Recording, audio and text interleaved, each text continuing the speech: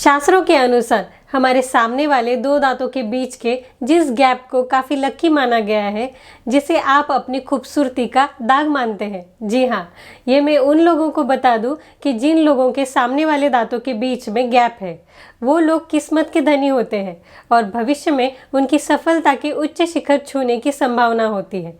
वो काफ़ी बुद्धिमान भी होते हैं। ये जिस भी एरिया या फिर प्रोफेशन में जाते हैं वहाँ बड़ा मुकाम हासिल कर लेते हैं और अपने गुणों से दूसरों को इम्प्रेस कर देते हैं। इसलिए शायद इनका सोशल नेटवर्क बहुत ज़बरदस्त होता है। ढेर सारे दोस्त, रिश्तेदार, पड़ोसी, कलीग, ये सभी को अपने साथ जोड़े रखने का हुनर बखूबी जानते हैं। अब आप सोच रहे होंगे कि एक डेंटिस्ट के चैनल में फेस रीडिंग के बारे में क्या चल रहा है। रुकिए, दांतों की भी बात करते हैं ना, एक डेंटिस्ट की नज़र से भी बात करूंगी। डेंटल टॉक इस चैनल को सब्सक्राइब कीजिए, बेल आइकॉन पर क्लिक कीजिए तथा लाइक और शेयर कीजिए। दांतों की बीमारियों से मुक्त स्वस्थ जीवन जिए। नमस्कार दोस्तों, मैं हूं डॉक्टर चैताली। दरअसल मैंने सोचा कि क्यों न मैं आज आपको सालों की प्रैक्टिस में की गई ऑब्जर्वेशन और नॉलेज भी शेयर करूं। बाय द वे, ये सब जो मैंने आपको बताया वो फैक्ट है एक फेस रीडर की नज़र से। अच्छा, आगे बढ़ते हैं। जिन लोगों के सामने वाले दांतों में गैप होता है, स्त्री हो या फिर पुरुष, ये लोग जितना खाने पीने के बड़े शौकीन होते हैं, लेकिन उतना ही शौक इन्हें खाना बनाने का भी होता है। दांतों में गैप को लोग अक्सर लकी मानते हैं, लेकिन हम डेंटिस्ट की माने तो ऐसे जबड़े, दांतों या फिर पायरिया से जुड़ी समस्या हो सकती है। नोट कीजिएगा, ये गैप मिल्क टीथ में नहीं बल्कि परमानेंट टीथ में होता है। अक्सर आपने देखा होगा कि बच्चों और बड़ों में दांतों के बीच काफ़ी गैप बन जाते हैं, यानी कि दो दांतों के बीच में फासला बढ़ जाता है, जो चेहरे की खूबसूरती को बिगाड़ देता है। सामने के दांतों के बीच के गैप को डायस्टेमा कहते हैं, जिसके होने के कई कारण होते हैं, जैसे मसूड़ों के रोग और बचपन की बुरी आदतें, बैड ओरल हाइजीन आदि। लेकिन गुड न्यूज़ ये है कि इसे ठीक भी किया जा सकता है। डायस्टेमा या फिर दांतों के बीच गैप होने के कारण चलिए जानते हैं।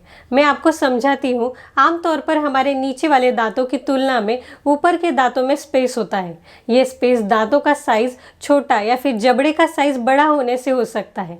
दांतों का साइज नॉर्मल होगा, लेकिन जबड़े का साइज बड़ा होने से भी दांतों के बीच में गैप आ सकता है।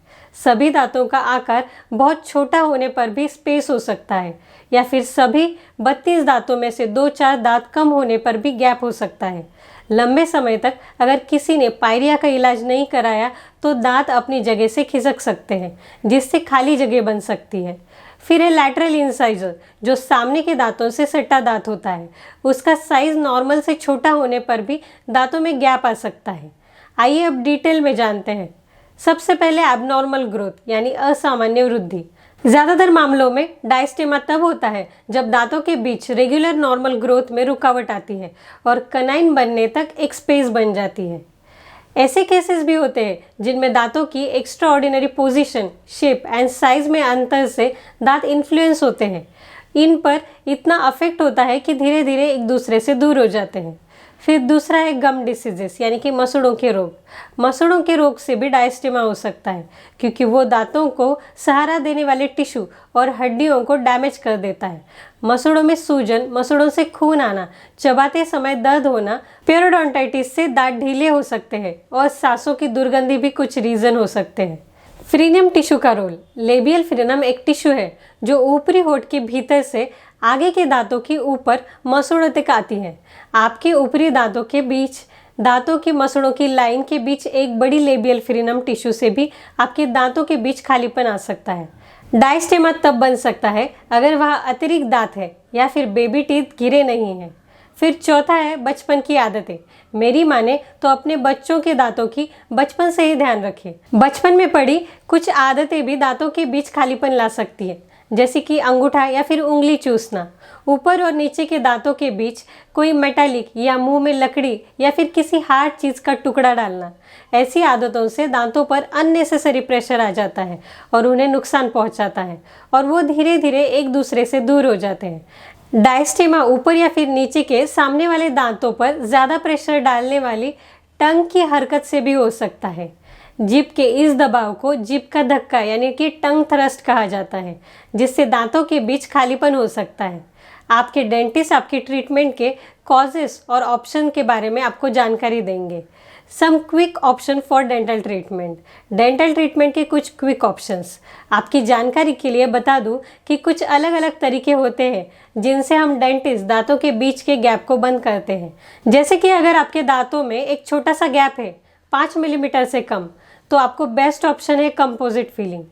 डेंटल कंपोजिट परमानेंट नहीं होते हैं। ये दांतों के बीच के गैप को ठीक करने में सबसे सस्ती और जल्दी होने वाली विधि है। अगर आप स्मोकिंग करते हैं या फिर कलर वाले फूड या फिर लिक्विड सेवन करते हैं तो समय के साथ इस कंपोजिट मटेरियल पर धब्बे पड़ सकते हैं। अगर दांतों में गैप के साथ डिस्कलरेशन भी है या फिर क्रैक है तो बेस्ट ऑप्शन है वीनियर्स। वीनियर्स आपके दांतों के लिए स्पेशल तैयार किए जाते हैं, इसलिए ये डेंटल बॉन्डिंग के समान होते हैं।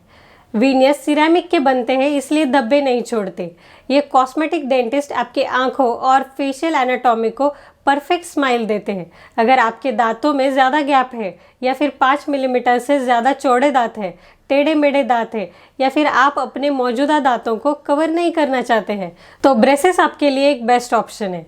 वायर्स के इस्तेमाल से ब्रेसेस आपके दांतों को सीधा रखते हैं और वो वायर्स दांतों को कंपोजिट मटेरियल से जोड़ती है। आमतौर पर इनमें वो मटेरियल ही यूज़ होते हैं जो कंपोजिट में यूज़ होते हैं। ब्रेसेस के लिए एक एडवांस ऑप्शन है इनविजिलाइनर्स। अगर आपके दांतों के बीच बहुत सारे गैप है जो 5 mm से ज़्यादा चौड़े हैं तो इनविजिलाइनर्स बेस्ट ऑप्शन होता है। इनविजिलाइनर्स गैप्स को बंद करता है और अल्ट्रा थिन क्लियर अलाइनर से सीधा रखता है जो आपके हर 2 वीक में हटाने पड़ते हैं। ऐसे बहुत एडवांस ऑप्शंस होते हैं, मैं जिनके बारे में डिटेल में अगले एपिसोड्स में चर्चा करूंगी, इसलिए चैनल को सब्सक्राइब करना ना भूलिएगा। इसके बाद आप अपने डेंटिस्ट से मिलकर ऑप्शंस को डिस्कस और रिव्यू कर सकते हैं जो आपकी कंडीशन के लिए बिल्कुल सही है। तो चलिए मिलते हैं अगले वीडियो में, तब तक के लिए अपना ख्याल रखिए।